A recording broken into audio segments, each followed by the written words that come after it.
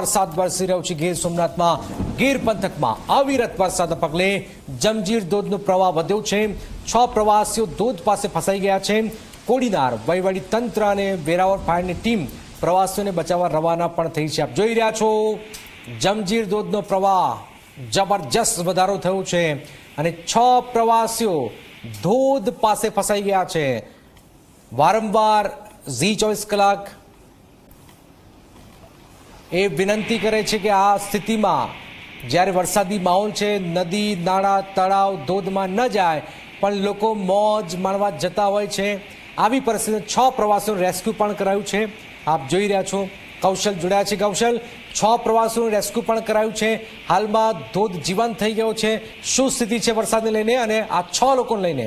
કૌશલ, જેના કે ગીર સોમનાથ જિલ્લામાં જે જમજીરનો ધોધ આવેલો છે તે પોતાના રૌદ્ર સ્વરૂપ માટે જ જાણીતો છે કે જે ચોમાસાની અંદર જ્યારે વહી રહ્યો હોય ત્યારે જે નાયગ્રા ફોલ છે તે પ્રકારનું દ્રશ્ય છે તે ગીરમાં સર્જાતું હોય છે।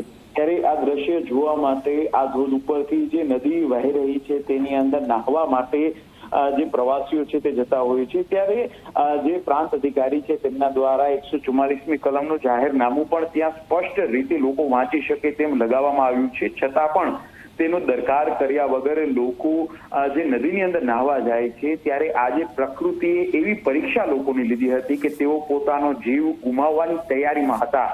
જ્યારે સહેલાણીઓ ધોધની અંદર નાહવા ગયા અને પાણીનો પ્રવાહ વધ્યો ત્યારે એક સ્થાન ઉપર તેઓ જાણે ફસાઈ ગયા હતા અને કોડીનાર વહીવટી તંત્ર અને ફાયરની ટીમ છે જે વેરાવળથી પહોંચી તેઓનું રેસ્ક્યુ છે તે કરવામાં આવ્યું।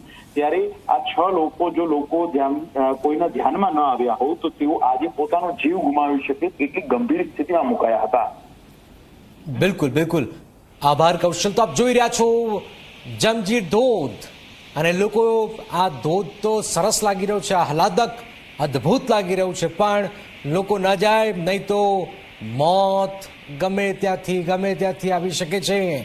જરા સાવધાન, પાણી કોઈનો સગો નથી, પાણી ગમે ત્યારે ગમે ત્યાંથી આવી શકે છે। આ પરિસ્થિતિમાં તો લોકો જરૂરિયાત વગર બહાર ન નીકળે એ જ વિનંતી છે, નહીં તો ગમે ત્યાંથી મોત આવશે એ હકીકત છે।